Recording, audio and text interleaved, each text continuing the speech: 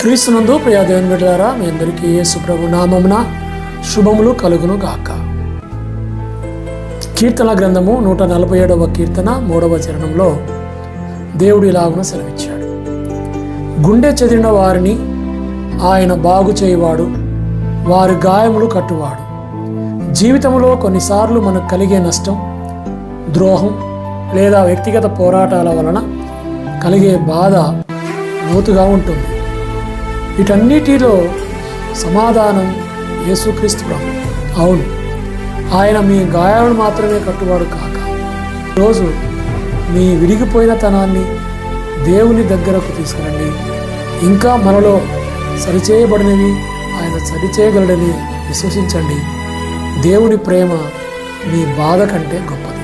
ఆయన సమక్షంలో నిజమైన స్వస్థత ప్రారంభమవుతుంది.